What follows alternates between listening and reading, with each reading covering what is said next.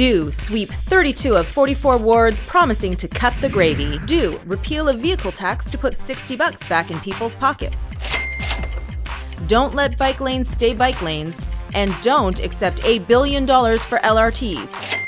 What you really want is subways. don't go to Pride, and repeat. Do coach high school football instead of attending council. Drive while talking. Drive while reading. Privatize garbage. Do ignore foreshadowing around your football charity conflict of interest. It probably won't be a big deal, so stick to your guns. Do protect your home. Accost a Toronto Star reporter. Call 911 on a CBC comedian.